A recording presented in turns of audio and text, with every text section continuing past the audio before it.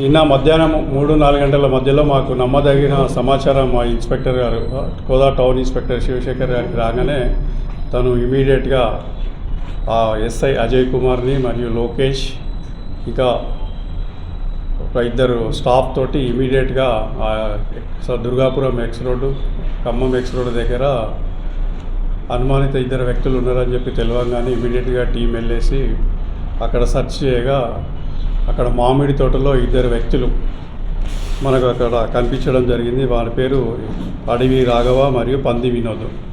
వీళ్ళిద్దరిపైన ఇంతకుముందు కూడా కేసులు ఉన్నాయి కాబట్టి ఈ యొక్క ఎవరైతే అడవి రాఘవ అని ఉన్నాడో అతని మీద ఇంతకుముందు మనకి ఆంధ్రప్రదేశ్ రాష్ట్రంలో ఒక మర్డర్ కేసు, మన దగ్గర కూడా గాంజా కేసులు ఉన్నవి. అదేవిధంగా పంది వినోద్ పైన కూడా మన దగ్గర పోక్సో కేసు, ఇంతకుముందు గాంజా కేసులు కూడా వీళ్ళ మీద ఉన్నాయి కాబట్టి ఇమీడియట్గా మన యొక్క క్రైమ్ టీం అనేది వాళ్ళని ఆపరేషన్ చేయడం జరిగింది. వాళ్ళని ఆపరేషన్ చేసినప్పుడు వాళ్ళ దగ్గర ఒక 2 కిలోల గాంజా అనేది రెడ్ హ్యాండెడ్గా పట్టుకోవడం జరిగింది. ఈ యొక్క గాంజా అనేది వీళ్ళు ఎక్కడి నుంచి తీసుకొస్తున్నారని చెప్పి తెలుసుకోనగా మధ్య రవితేజ్ అని చెప్పి ఇతను మనకు అప్స్టాండింగ్లో ఉన్నాడు. ఇతను మనకి అరకు వైజాగ్ నుంచి ఒక గాంజాని తీసుకొని వచ్చి వీళ్ళకి ఇచ్చి అక్కడ 2,000-3,000 తీసుకొని వచ్చి వీళ్ళకి 10-12 అమ్మడము. వీళ్ళు వాటిని మళ్ళా 10 గ్రాములు, 20 గ్రాములు, 50 గ్రాములు ప్యాకెట్లు చేసి ఈ కాలేజీ స్టూడెంట్లకు, ఇక్కడ లోకల్లో ఉన్న యూత్కి ఇచ్చి కోదాడ పట్టణంలో కొద్దిగా అలజడులు సృష్టించాలనే ఉద్దేశంతో, కోదాడ పట్టణంలో శాంతి భద్రతల విఘాతం కలిగించాలనే ఉద్దేశంతో వీళ్ళు ఈ యొక్క చిన్న ప్యాకెట్ తీసుకొని వచ్చి 500-1000 రూపాయలకు మళ్ళీ యువతకి అనేది ఇచ్చడం జరుగుతుంది. దీన్ని ప్రాపర్గా ఇన్వెస్టిగేషన్ చేసి ఇంటరాగేషన్ చేసుకుంటే వీళ్ళ మీద ఇంకా ప్రీవియస్ కేసులు కూడా ఉన్నట్టని తెలిసింది. వాటిని కూడా మేము చేసినాము. మాకు సమయం తక్కువగా ఉన్నది కాబట్టి వీళ్ళని ఇమీడియట్గా ఈరోజు కోర్టులో ప్రొడ్యూస్ చేయడం జరుగుతుంది. మళ్ళీ పోలీస్ కస్టడీ తీసుకొని ఈ అలర్జీ సృష్టించడానికి వీటిపైన ఇంకెవరెవరు ఉన్నారు, దీంట్లో ఇంకా ఈ గాంజా సప్లై చేసిన వాళ్ళు కానీ మెయిన్ ఎవరు ఉన్నారు అనే దాని గురించి కూడా లోతుగా విచారించి ఎవ్వరు కూడా ఈ యొక్క గాంజాకి సంబంధించింది కానీ కోదాడ పట్టణంలో శాంతి భద్రత విఘాతం కలిగించడం కానీ ఈ కాలేజ్ స్టూడెంట్స్కి కానీ ఇట్లా ఇవన్నీ చేసినచో కంపల్సరీ కఠినమైన చర్యలు అనేది ఉంటుంది. ఈ యొక్క సీఎం గారి ఉద్దేశము, డీజీ గారి ఉద్దేశం ప్రకారం మనం ఒకటి సపరేట్గా టీజీ న్యామ్ అనేది నార్కోటిక్స్ గురించి సపరేట్గా ఒక వ్యవస్థనే ఏర్పాటు చేయడం జరిగింది. కాబట్టి దీని మీద చాలా కఠినంగా తీసుకోవడం అనేది జరుగుతుంది.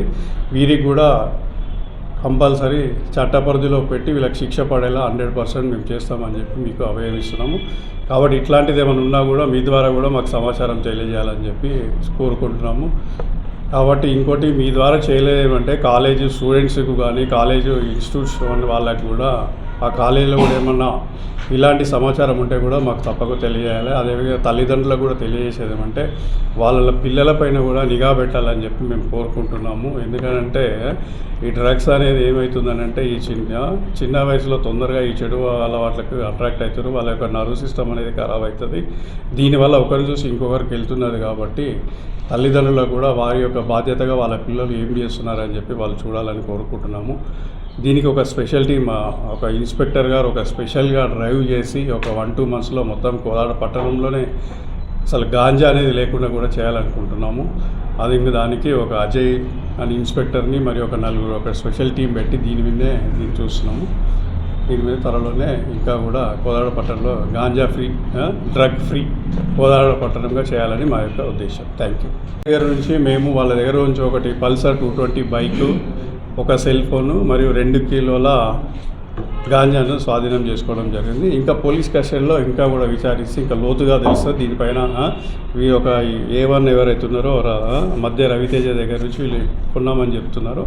దీని మీద ఇంకెవరున్నా ఎంత పెద్దవాళ్ళు ఉన్నా కూడా కంపల్సరీ చట్ట పరిధిలో వాళ్ళ ముందు చట్టం ముందు పెట్టి కఠినమైన చర్యలు తీసుకోవడం అనేది జరుగుతుంది.